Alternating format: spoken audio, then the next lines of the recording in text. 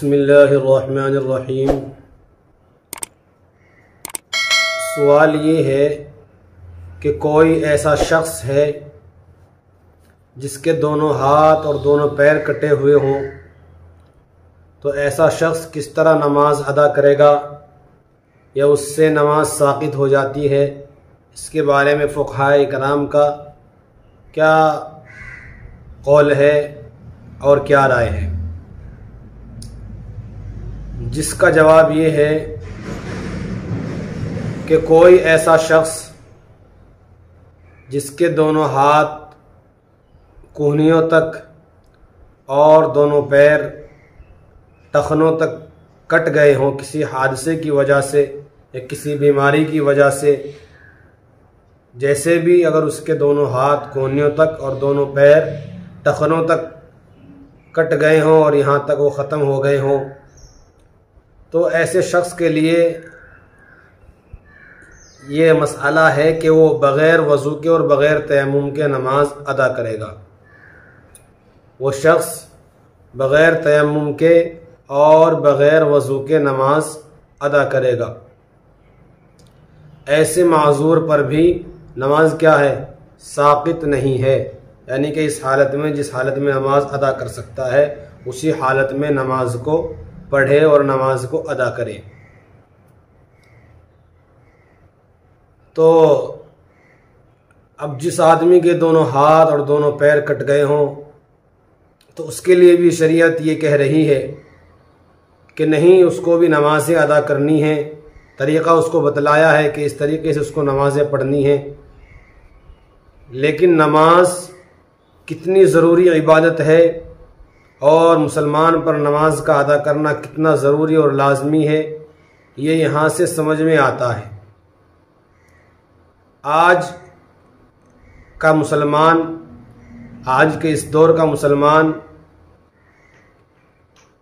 ज़रा सी मजबूरी पर और ज़रा से काम की वजह से नमाज़ों को तर्क कर देता है, नमाज को छोड़ देता है।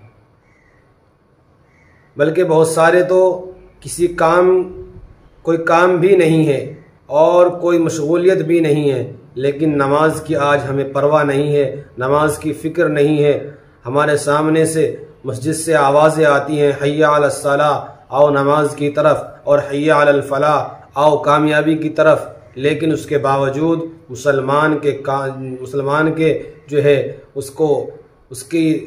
उसका असर महसूस नहीं होता और उसके दिल के अंदर ये जोश पैदा नहीं होता कि नहीं, अल्लाह अकबर के ज़रिए और अज़ान के ज़रिए और अल्लाह की बड़ाई मुअज़्ज़िन बयान कर रहा है और न अज़ान के ज़रिए हमें आवाज़ दे रहा है, कामयाबी की तरफ आओ और नमाज की तरफ आओ,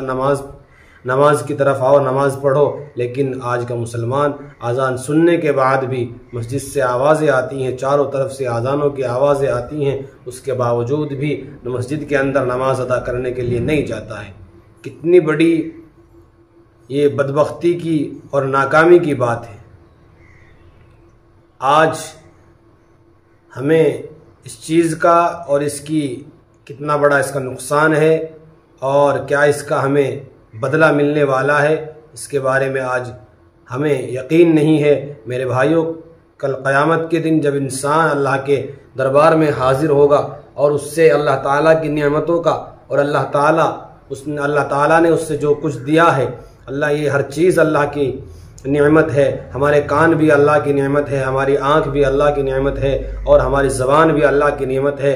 हत्ता के सर से लेकर पैर के अंगूठे तक पूरा बदन ये अल्लाह ताला की नेमत है। मेरे भाइयों, अगर एक आँख में या एक कान में दर्द हो जाए और अल्लाह ताला जब तक उसको सेहत और तंदुरुस्ती का और उस दर्द को ख़त्म होने का हुक्म नहीं देंगे, पूरी दुनिया के डॉक्टर और पूरी दुनिया के हकीम मिलकर अगर उसका इलाज करें तो उस दर्द को ख़त्म नहीं कर सकते। क्यों? क्योंकि हर चीज़ अल्लाह के कब्ज़े कुदरत में है, हर चीज़ पर अल्लाह का हुक्म चलता है। अल्लाह ताला के हुक्म के अलावा कुछ नहीं हो सकता। इसलिए हमें अल्लाह ताला की निशानियों में और अल्लाह ताला ने जो चीज़ें हमारे लिए पैदा की हैं उनमें गौर व खोज करके अल्लाह ताला की वहदानियत का और अल्लाह ताला के होने का और अल्लाह ताला के तमाम अहकामात पर अमल करने की हमें ज़रूरतें हैं। और हमारे लिए अगर उसमें हम अमल नहीं करेंगे, कुरान के अहकामात पर, आप सल्लल्लाहु अलैहि वसल्लम के तरीक़े पर, सहाबा के तरीक़े पर, रसूलुल्लाह सल्लल्लाहु अलैहि वसल्लम की तालीम को अपनी ज़िंदगी के अंदर नहीं लाएंगे तो मेरे भाइयों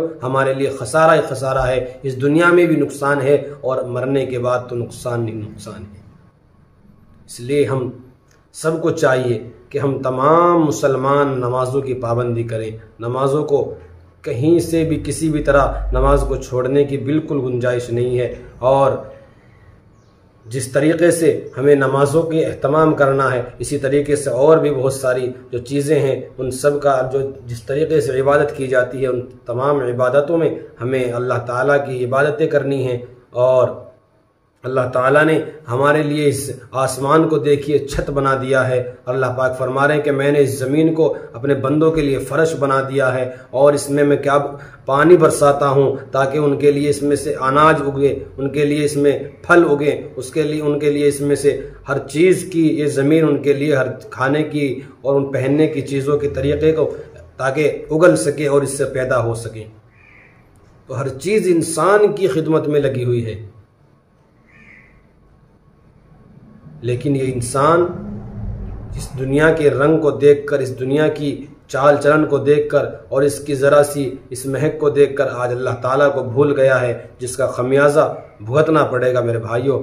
इसलिए अब भी वक्त है और अपने अल्लाह को मनाने की ज़रूरत है। अपने अल्लाह को मना लो, तमाम दुनिया आपको मानने लगेगी। और अगर अल्लाह नाराज़ हो गया मेरे भाइयों, पूरी दुनिया को राज़ी कर लो लेकिन काम नहीं चलेगा। सिर्फ अल्लाह को राज़ी कर लो तो आपके तमाम मसाइल हल हो जाएंगे और इंशाअल्लाह आपकी ज़िंदगी में बहारें होंगी, आपकी ज़िंदगी खुशगवार ज़िंदगी बन जाएगी। इसलिए अपने घरों के अंदर भी और अपने माहौल के अंदर भी और अपनी पूरी सोसाइटी के अंदर दीनी तालीमात को हमें क्या करना है, दीनी तालीमात को पैदा करना है और इस्लामी तालीमात की फ़िक्र करके अपने घरों के अंदर भी तालीमात रसूलुल्लाह सल्लल्लाहु अलैहि वसल्लम की तालीम और कुरान के जो अहकामात हैं उनको अपने घरों के अंदर दाखिल करना है। इंशाअल्लाह फिर हमारे घर की ज़िंदगी भी और बाहर की ज़िंदगी भी इंशाअल्लाह बेहतरीन और खुशगवार और खुशबू वाली ज़िंदगी हो जाएगी। अल्लाह ताला अमल की तौफीक अता फ़रमाए। आमीन। अस्सलामु अलैकुम व रहमतुल्लाहि व बरकातुहू।